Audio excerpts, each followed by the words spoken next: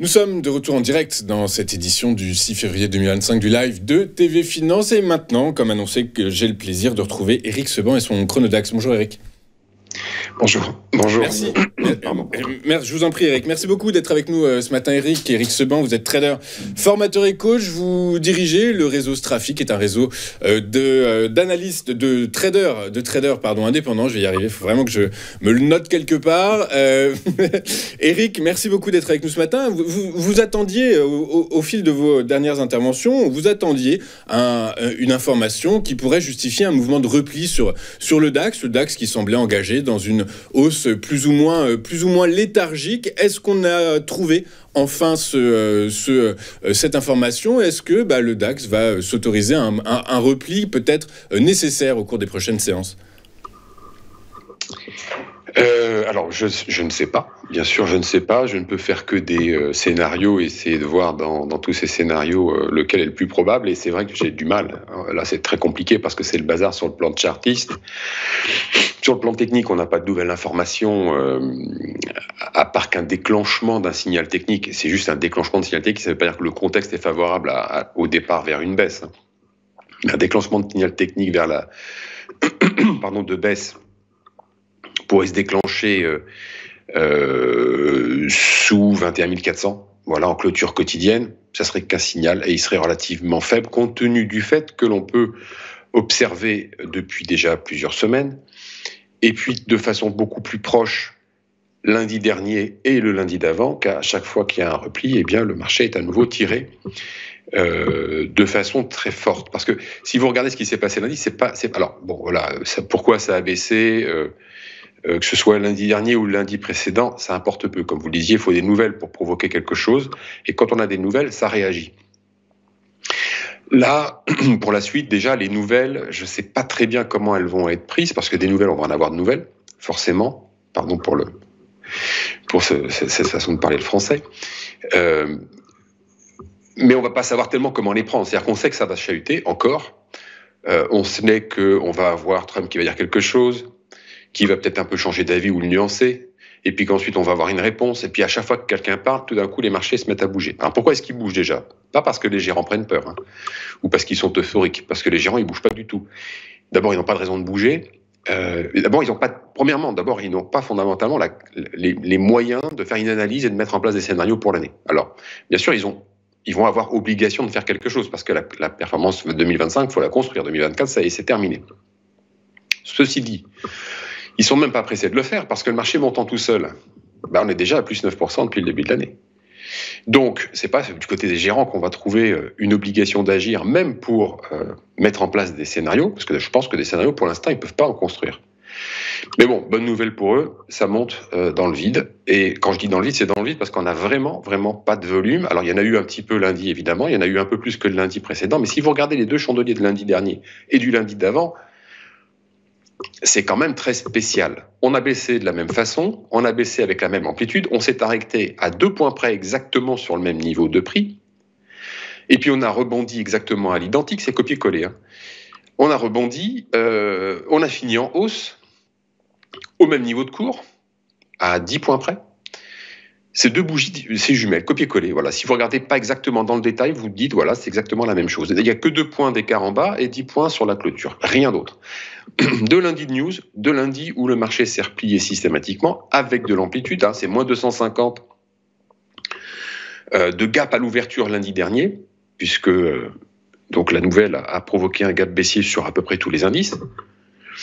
Le DAX a fermé son gap baissier seulement hier soir, avec 24 heures de retard sur le CAC, mais bon, ça, à la limite, je ne vais pas en tirer grand-chose, je note simplement que le DAX était un petit peu en retard, mais voilà, 250 points de gap baissier, 260, et puis 250 supplémentaires, et puis on finit la journée en hausse, comme si rien s'était passé, exactement comme le lundi précédent. Et puis depuis, le marché continue à repartir à la hausse, faiblement certes, mais il le fait quand même. Bon, alors, moi, ça, j'ai jamais vu sur le marché. Bon, évidemment, j'ai pas tout vu. J'ai pas tout vu avant, et puis j'ai pas encore tout vu de ce qui va se produire, parce qu'à mon avis, je vais encore être surpris. Voilà, tirer des conclusions que le marché est manipulé, il n'y a qu'un pas, que je vais m'efforcer de ne pas franchir, même si j'en ai une furieuse envie. Parce que franchement, je ne sais pas du tout ce qui se passe. Peut-être que je pense comme ça parce que justement, je n'ai pas d'éléments de réponse dans une analyse du peu d'éléments que j'ai. C'est très spécial ce qui se passe. C'est très spécial parce que je le constate également en intraday.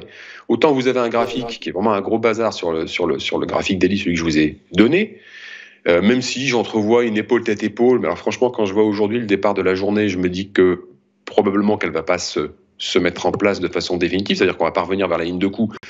Ceci dit, vu le niveau de déclenchement du signal et de la ligne de coup avec les plus bas, il y a très très peu de probabilité qu'elle puisse se déclencher. Puis de toute façon, quand on voit comment ça se passe à chaque fois que ça baisse, c'est systématiquement tiré. Bon voilà, c'est pas dans ce sens-là en tout cas qu'il faut tirer des scénarios, en tout cas mettre en place des stratégies. Il faut se dire simplement que le marché ne sait plus où il habite, voilà, tout simplement, que ça se déplace dans le vide parce que vous avez que de la spéculation, il n'y a pas de gérant. Les gérants, pour l'instant, n'ont pas besoin de bouger, et tant mieux. Et que la spéculation fait les échanges avec des écarts qui peuvent être très importants, avec finalement assez peu de contrats. Je vois régulièrement dans la journée 150 contrats échangés et puis 20 points de hausse et puis 30 secondes après à peu près la même chose et 20 points de baisse. C'est n'importe quoi, ça se déplace dans le vide parce qu'il y a personne, il n'y a pas de densité, c'est ce que je vous dis depuis déjà des semaines, et je ne pense pas que ça va s'arranger de ce côté-là. Ce qui est embêtant d'ailleurs parce que ces changements de volatilité intraday, juste un mot sur la volatilité implicite, elle n'a pas bougé. Donc là, de ce côté-là, on voit bien que voilà, il ne s'est rien passé. Ce qui s'est passé est un non-événement pour les investisseurs de long terme. Et à court terme, très court terme en intraday, ce qu'on voit, c'est des changements de phase de volatilité. Évidemment, c'est totalement imprévu parce que ça n'est jamais concomitant avec une news.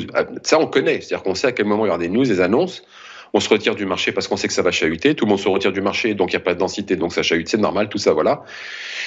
Mais là, ça se produit à n'importe quel moment dans la journée. Et c'est compliqué parce que ça nous occasionne des pertes qu'on n'a pas l'habitude de prendre, parce qu'on a de l'imprévu toute la journée. L'imprévu, ça se gère, hein, c'est comme le risque. Mais voilà, ça doit rester rare, l'imprévu. Et là, ça commence à devenir un peu trop fréquent. Donc je ne sais pas comment je vais adapter mon trading, comment je vais le faire avec mes franchisés, mais ce qu'il y a de certain, c'est que le marché, là, il est très bizarre. Pour moi, c'est des gens qui ne savent plus quoi faire. Un marché bizarre. Bah écoutez, on va retenir ça. Donc en fait, ce que vous nous conseillez, finalement, Eric, c'est de prendre un peu de recul. On garde la tête froide. On voit quelle direction ça prend. De toute façon, vu qu'il n'y a pas de volume, on ne devrait pas assister à un crack du jour au lendemain, en fait, en réalité. Non, et puis de toute façon, imaginez qu'on pourrait en tirer profit. Si ça baisse, ça va baisser fort sur une nouvelle. Et puis parce que la nouvelle en question peut affecter le marché de façon durable. Donc là, on va avoir ceux de long terme qui vont commencer à rentrer. Mais personne ne pourra en tirer profit. Vous entendrez toujours quelqu'un qui vous dira « j'ai vendu au plus haut ». Mais tout ça, c'est des mythos. La réalité, c'est qu'on ne peut rien faire parce que déjà, on ne peut pas rentrer, c'est trop haut. Ceux qui tirent profit de tout ça, c'est ceux qui ont gardé et laissé porter leur position l'année dernière. Et c'était la meilleure des choses à faire à partir du moment où c'était protégé par des puts. Et puis voilà, on ne pourra pas profiter d'une baisse si elle est éclair. Et je pense qu'elle sera éclair et elle sera peut-être accompagnée d'un relais si la nouvelle qui est à l'origine de la baisse est fondamentalement de nature à laisser envisager les investisseurs de long terme que, en effet, on peut s'installer dans quelque chose de négatif durablement. Mais à l'instant T, y rentrer, c'est plus possible. Jouer la baisse, on voit bien que c'est pas possible parce qu'il n'y a pas, de toute façon, il n'y a pas de signaux ni chartistes ni techniques et qu'on voit bien que c'est tiré systématiquement. Donc il faut attendre, il faut essayer d'être patient ou déplacer ses liquidités sur d'autres actifs. Mais sur les indices actions, c'est compliqué. Et puis sur les devises, je vous dis pas également comment ça bouge. Donc non, il faut rester un petit peu en dehors. Si on n'est pas dans le marché, il faut rester en dehors. Oui, c'est ça, il faut rester en dehors et puis surtout garder la tête froide. On va être abreuvé pendant 4 ans d'informations tout azimut. Il faut savoir faire le tri et se dire que potentiellement, c'est la stratégie de certains dirigeants d'abreuver la sphère financière, les places financières d'informations pour finalement qu'ils aient aucune direction et ne pas leur offrir de visibilité. Donc par la force des choses, même peut-être qu'une latéralisation prononcée sur 6 mois pourrait avoir du sens également. Ah, ça peut tout à fait se produire. Franchement, là, il y a trop de TF sur le marché, il y a quelque chose qui ne va pas. Je ne sais pas comment ils ont organisé leur gestion, parce qu'on ne le sait jamais, mais j'aime pas ce qui se passe. Franchement, bon voilà, maintenant, il se passera peut-être rien du tout, et puis c'est qu'un sentiment. Mais c'est toujours comme ça, quand on n'a pas l'habitude de voir des situations et qu'il y a des choses qu'on n'arrive pas à expliquer, alors on ne peut pas tout expliquer, hein, mais ça rend méfiant, ça c'est sûr. Ça rend méfiant, donc méfiance au cours des prochaines séances, donc principalement sur le DAX, hein, parce que c'est le seul ce matin à l'ouverture qui, en Europe, sur les prices financière qui est dans le rouge. Hein. Alors moi, je suis sur le CAC, je suis pas sur les futurs. Hein, du coup. Alors non, il est légèrement en progression par rapport à hier. Ah, voilà. Mais c'est pareil, il y a d'autres choses que je vois sur le marché, sur l'or. Il y a des choses très très bizarres qui se passent. Il y a des tels décalages entre le marché cash et le futur, des choses que j'ai pas l'habitude de voir, et des choses que je ne peux pas expliquer parce que mécaniquement, ça ne devrait pas se passer comme ça. Et pourtant, ça se passe comme ça. Bon, voilà, après, peut-être que je me fais des films, hein, je sais pas, ou je me fais vieux, j'en sais rien. Écoutez, Eric qui se fait vieux et qui se fait des films, écoutez, cette interview, on va la garder, on va la mettre de côté, on la ressortira quand il le faudra. Merci beaucoup, Eric Sevent. Eric, trader, formateur et coach.